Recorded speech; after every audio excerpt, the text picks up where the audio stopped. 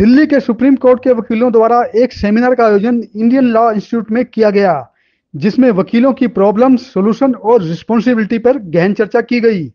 इस अवसर पर मुख्य अतिथि के तौर पर सुदर्शन न्यूज के चीफ एडिटर सुरेश चौहान व राज्यसभा से सांसद नरेश बंसल ने भी कार्यक्रम में शिरकत की। देखिए हमारी खास खबर में।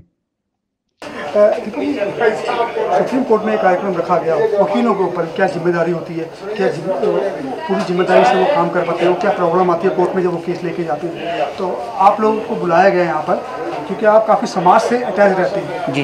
क्या कहना चाहते हैं, किस प्रकार की प्रॉब्लम का डिस्कस करते हैं, किस प्रकार सोल्यूशन होगा इसका?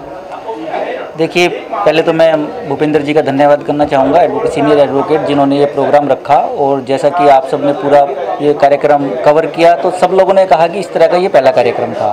तो वकील जो कि एक समाज का आईना होते हैं, जो हम कानून की, संविधान की बात करते हैं, उनके रक्षक होते हैं। अगर उनको कुछ समस्याएं हैं, चाहे वो कैंपस में है या व्यक्तिगत जीवन के बारे में भी है, जैसे कुछ इस कार्यक्रम के दौरान पता चला कि जैसे उनको क्रेडिट कार्ड नहीं मिलने में दिक्कत आती है। मतलब एक तरह से मैं अपना इस पूरे कार्यक्रम को ऑब्जर्व करूँ तो ऐसा लगा कि वकील शब्द के अंदर एक नेगेटिविटी है, तो यही एक सबसे, और उस नेगेटिविटी को पॉजिटिविटी में बदलना, मतलब नेगेटिविटी एक समस्या होगी और पॉजिटिविटी में बदलना इसका एक सॉल्यूशन हो गया। लेकिन जैसे मैंने अपने अपने वक्तव्य में रखा कि वकील एक मल्टी टैलेंटेड होता है। आप कहीं पे भी उनको हर चीज़ की, चाहे सब कुछ नॉलेज ना हो, लेकिन हर फील्ड की थोड़ी थोड़ी नॉलेज होगी, और वो तेज़ दिमाग भी होगा। जब भी उनको जितनी धाराएं हैं सब मुज़बानी याद रहती है और सब चीज़ें उसका रहता है। और एक कोई भी जिसके ऐसा कोई व्यक्ति ऐसा लगता है कि उसके साथ छल कपट हुआ है, किसी वकील के पास जाता है तो आशा लेके जाता है।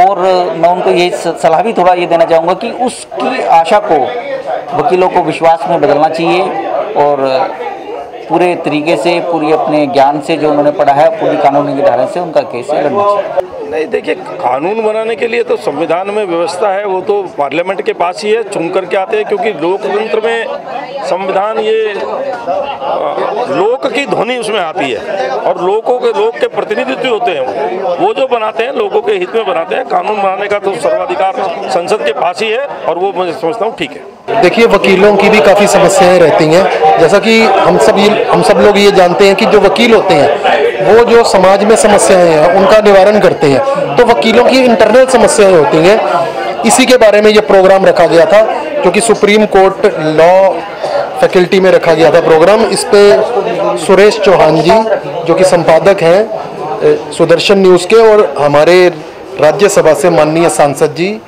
नरेश बंसल जी आए थे।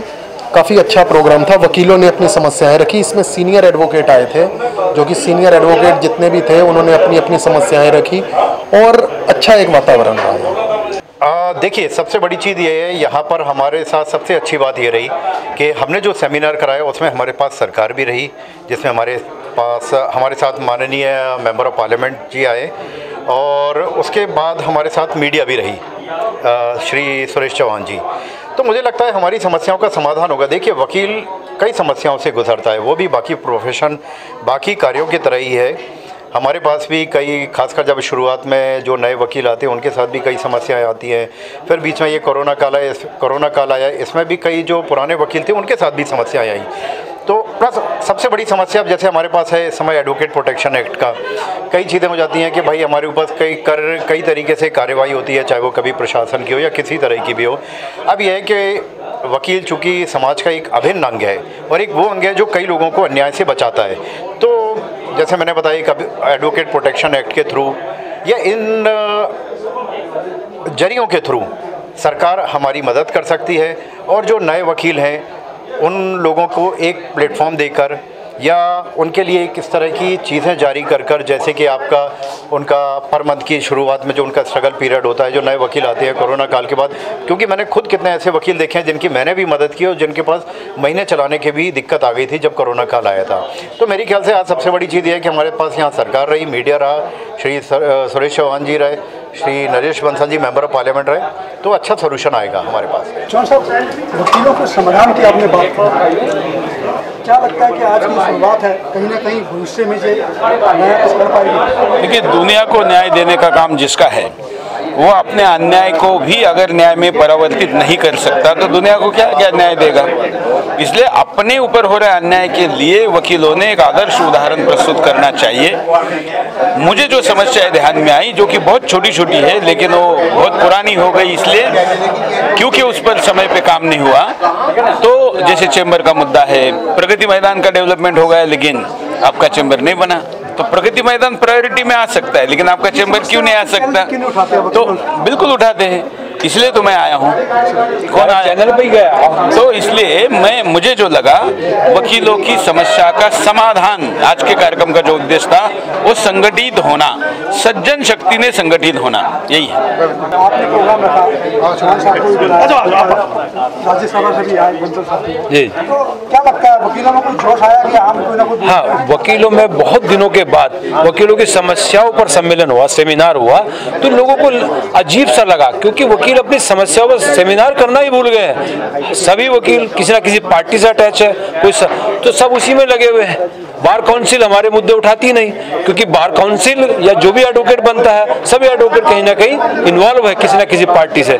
तो वकीलों की समस्याएं ना बोलकर वो पार्टी की बातें उठाते हैं, पार्टियों के सम्मेलनों में ज्यादा जाने की कोशिश करते हैं। तो हमने एक प्रयास किया कि इस कैंपस में वकीलों की समस्याओं पर भी चर्चा हो, और ये प्रयास आगे होते रहेंगे। धन्यवाद। समस्या सबको है, देश को भी है, लोगों को भी, आपको भी, मेरे को भी, ऐसा कोई आदमी जिसको समस्या ना हो।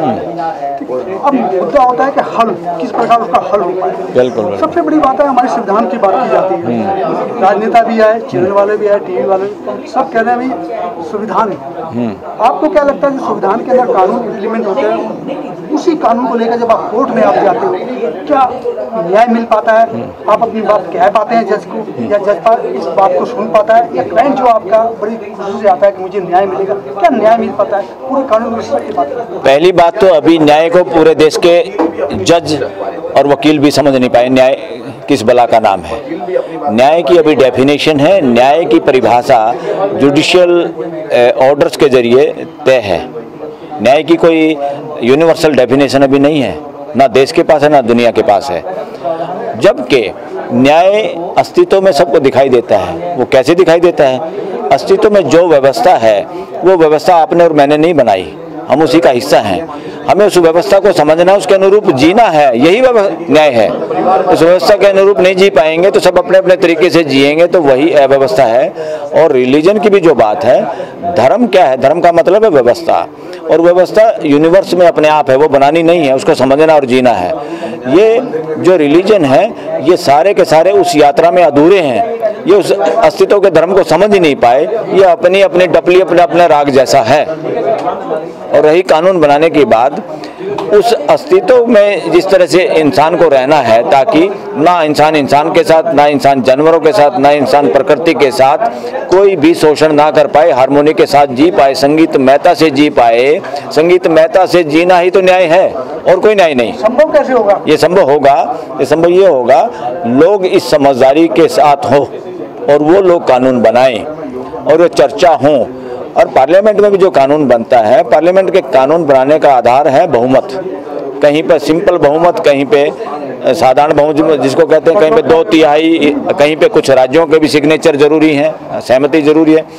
मगर कॉन्स्टिट्यूशन में कहीं भी उसकी अगर भावना को, अंतरात्मा को देखा जाए तो उसका असली मायने ये है, कानून बहुमत से नहीं, बहुमत तो लास्ट बात है। जब सर्वसम्मति ना बने तब मजबूरी का नाम बहुमत है। अदरवाइज हमारा कॉन्स्टिट्यूशन ये कहता है, जैसे परिवार मिलके सारा फैसला ले तो परिवार बड़ी शांति से रहता है, ऐसे ही पार्लियामेंट और विधानसभाएं बहुमत के आधार पर फैसला करने के लिए कतई नहीं बनी हुई। ये बेवकूफ़ी है, ये नासमझी है, और इस आधार पर लोग जो शासन कर रहे हैं, यही तो गड़बड़ है। व्यवस्था का नाम है सबकी सहमति लेना, इसीलिए स्टैंडिंग कमेटी है। कोई भी कानून बनाने से पहले हर स्टैंडिंग कमेटी के पास क्यों भेजा जाता है? क्योंकि स्टैंडिंग कमेटी किसी एक पॉलिटिकल पार्टी की नहीं होती, वहाँ पे सभी पार्टियों के एमपी होते हैं, पूरी संसद का रोल उसमें है, पूरी कंप्लीट संसद का, और वो सारे प्रतिनिधि हैं पूरे देश के लोगों के।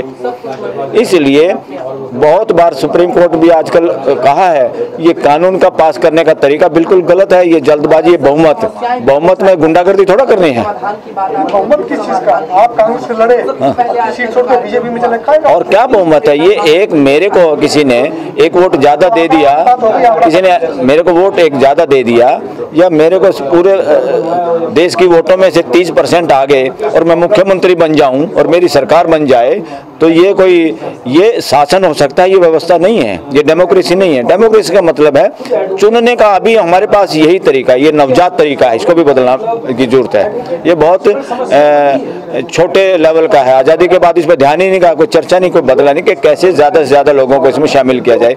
और मैं 30-31% वोट लेके मैं ही पूरे देश में सांड बन जाऊं, ये कोई लोकतंत्र थोड़ा है।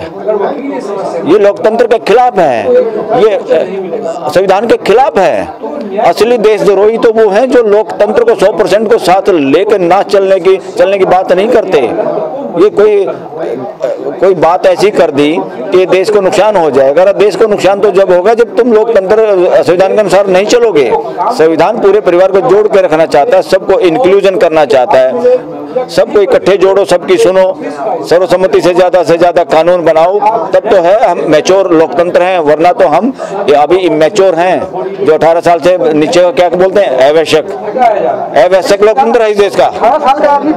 अभी हम हाँ, ये सब गड़बड़ है।